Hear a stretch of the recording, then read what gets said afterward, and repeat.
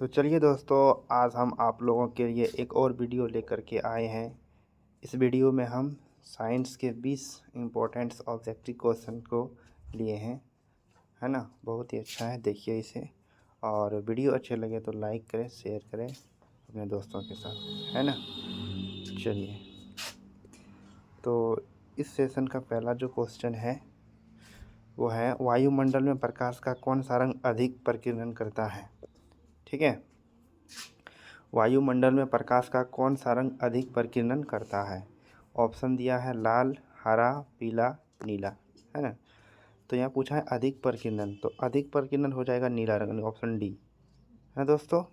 और कम प्रकीर्णन सबसे किसका होता है, लाल रंग का। तो यहाँ पूछा है क्या है, अधिक प्रकीर्णन, तो इसका राइट आंसर हो जाएगा ऑप्शन डी यानी नीला रंग का, है ना। चलिए क्वेश्चन नंबर 2 पे आते हैं हम लोग, है ना। क्वेश्चन जो 2 है, तो मैं कहता निम्न में से किस माध्यम में प्रकाश की चाल सबसे अधिक होती है ना। किस माध्यम में, हवा, पानी, हीरा या फिर शीशा। ठीक है दोस्तों, तो किस माध्यम में सबसे अधिक होगा, तो कहेंगे हवा में, है ना। हवा में क्या होती है, प्रकाश की चाल सबसे अधिक होती है। ठीक है दोस्तों। अब क्वेश्चन नंबर 3 को देखते हैं हम लोग। 3 में जो है वो क्वेश्चन कहता है, प्रकाश की किस परिघटना के कारण सूर्य हमें वास्तविक सूर्योदय से लगभग 2 मिनट पहले दिखाई देता है ना। तो किस, है ना, इस मतलब किस परिघटना के कारण, है ना। एक देखिएगा आप लोग कि जब सूर्योदय होता भी नहीं है, उससे पहले हमें सूर्य दिखाई देने लगता है। ये लगभग 2 से 4 मिनट का अंतराल होता है ना। तो किस कारण, परावर्तन के कारण, वायुमंडलीय अपवर्तन के कारण, प्रकीर्णन के कारण, वायुमंडलीय अपवर्तन एवं प्रकीर्णन दोनों। तो इसका सही जवाब क्या हो जाएगा, तो इसका जो राइट आंसर होगा दोस्तों वो हो जाएगा आपका वायुमंडलीय अपवर्तन, है ना। वायुमंडलीय अपवर्तन के कारण हमें क्या दिखाई देता है, सूर्योदय से लगभग 2 मिनट पहले सूर्य दिखाई देता है ना। तो क्वेश्चन 4 को देखिए आप लोग। क्वेश्चन जो 4 है, निम्नलिखित में से कौन नेत्र का रंगीन भाग होता है। इसमें पूछा है नेत्र का जो रंगीन भाग है वो कौन सा है, कॉर्निया है, रेटिना है, परितारिका है या फिर पुतली है दोस्तों।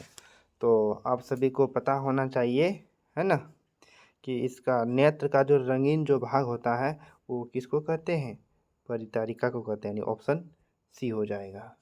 ठीक है, चलिए अब क्वेश्चन 5 को देखते हैं। 5 जो है बहुत ही अच्छा क्वेश्चन है, इसे आप लोग देखें और समझें।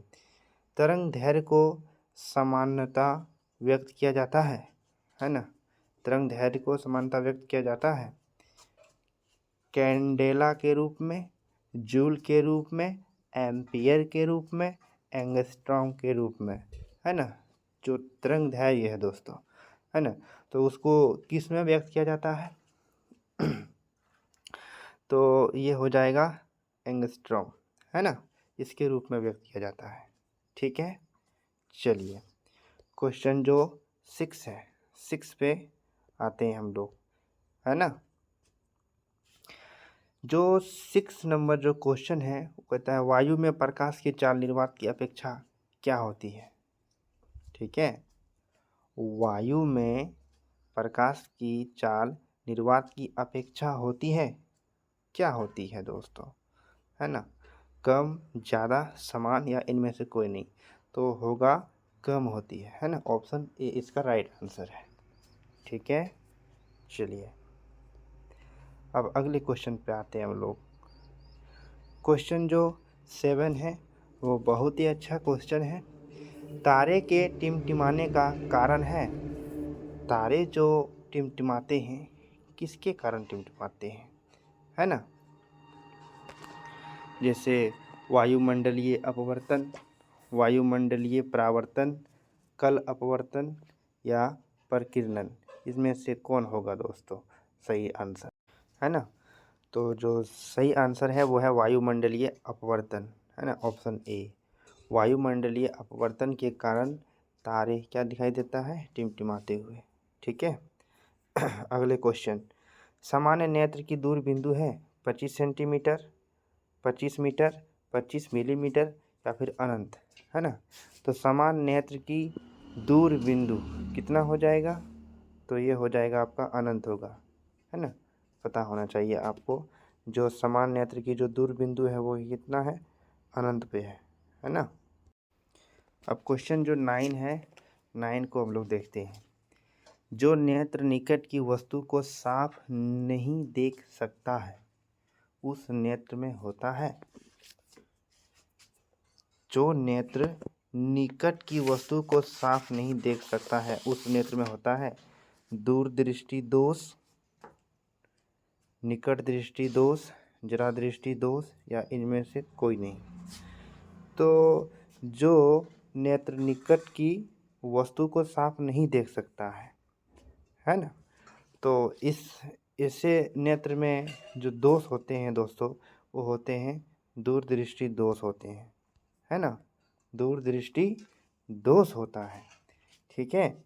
और दूरदृष्टि दोष को दूर करने के लिए उत्तल लेंस, कौन सा लेंस, उत्तल लेंस का उपयोग किया जाता है। ठीक है, उत्तल लेंस का उपयोग किया जाता है दोस्तों। उत्तल लेंस को अभी सारी लेंस कहते हैं, है ना। चलिए अगले क्वेश्चन, क्वेश्चन नंबर 10, उस पे आते हैं हम लोग।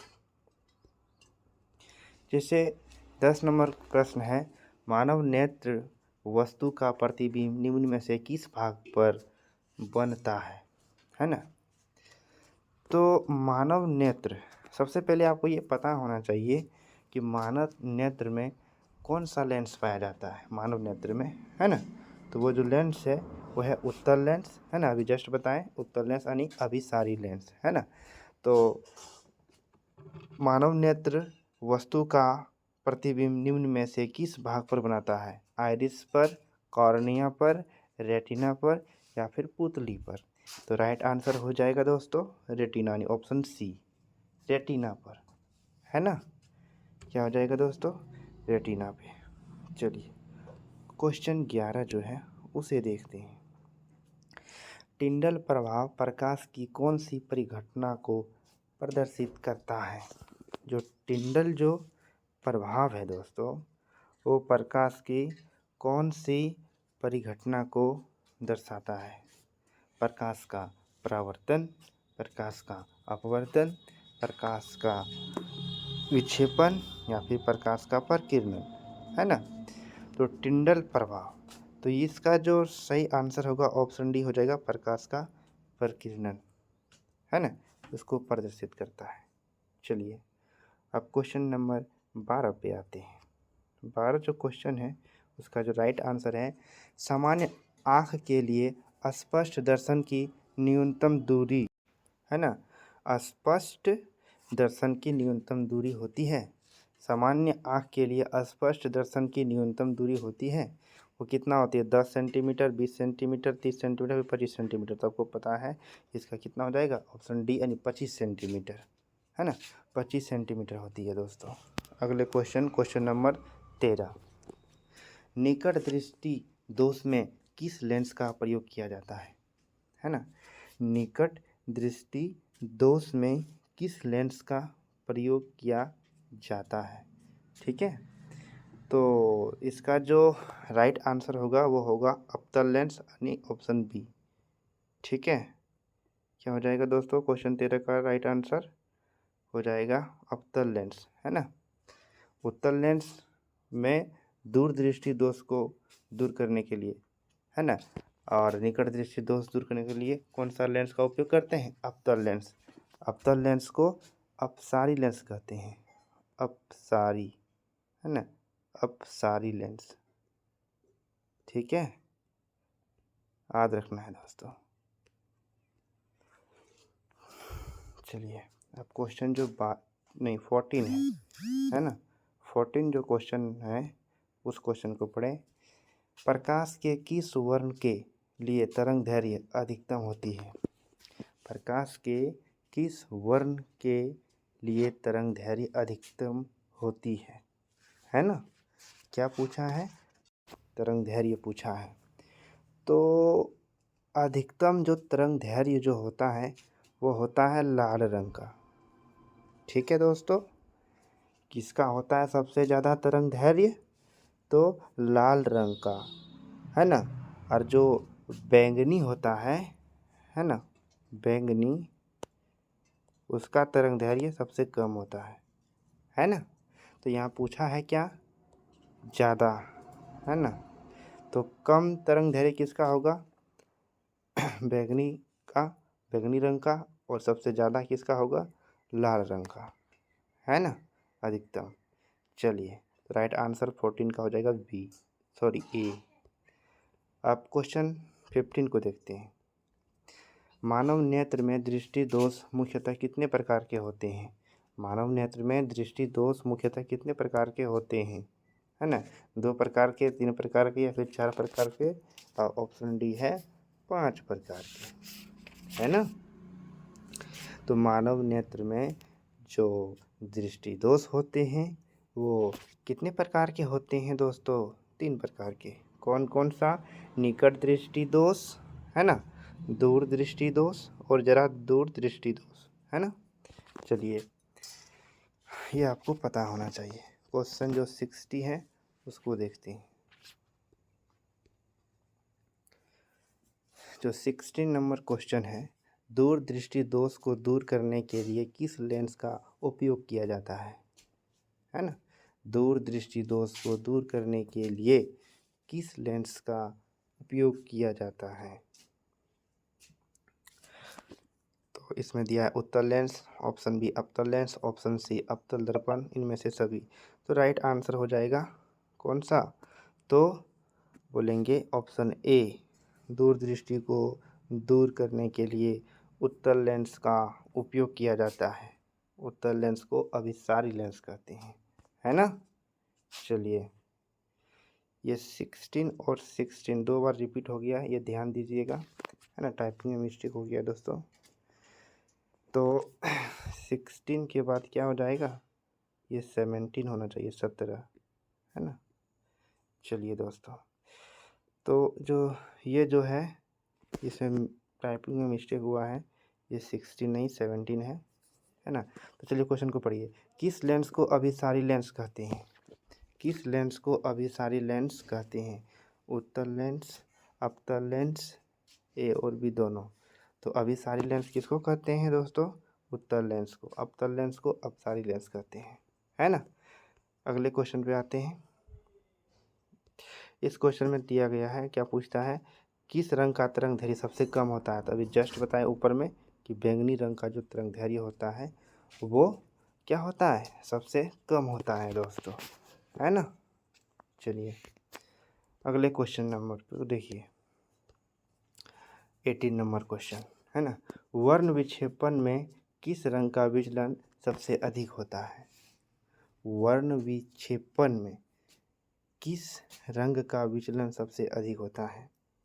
ठीक है, विचलन, है ना, वर्ण विक्षेपण में।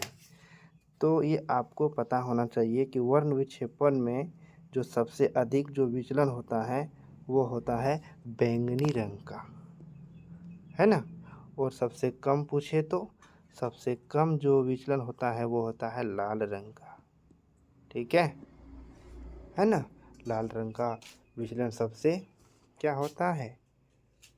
कम होता है। अधिक किसका होता है? बैंगनी रंग का, है ना। 19 नंबर क्वेश्चन को देखें। एक प्रिज्म में कितने सतह से घिरा होता है?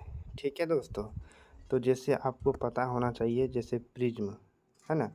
तो प्रिज्म में जो सतह होते हैं दोस्त, है ना, जो सतह होते हैं उसमें कितना सतह होते हैं? 5 सतह होते हैं। 5 सतह से घिरा होता है। ठीक है, राइट आंसर क्या हो जाएगा? ऑप्शन डी, है ना। अब क्वेश्चन जो है 20 को देखिए आप लोग और समझने की कोशिश कीजिए। मानव नेत्र में किस प्रकार का लेंस पाया जाता है? मानव नेत्र में किस प्रकार का लेंस पाया जाता है? अवतल लेंस, उत्तल लेंस, बेलनाकार लेंस, इनमें से कोई नहीं, है ना। इसका हम जवाब पहले भी बताए थे कि मानव नेत्र में जो है अवतल लेंस पाया जाता है ना। इस लेंस को क्या कहते हैं, अभिसारी लेंस भी कहते हैं, अभिसारी लेंस, है ना दोस्तों। तो इस प्रकार क्या होता है, आपका ये सेशन समाप्त होता है और हम उम्मीद करते हैं कि आपको ये वीडियो बहुत ही अच्छा लगा होगा। और वीडियो अच्छे लगे तो क्या करना है, लाइक करना है और शेयर करना है, ठीक है। आप लोग वीडियो को तो देखते हैं लेकिन लाइक नहीं करते हैं दोस्तों, एक लाइक ज़रूर करें, है ना, इससे हमें प्रेरणा मिलती है, ठीक है। थैंक यू दोस्तों, मिलते हैं अगले सेशन में।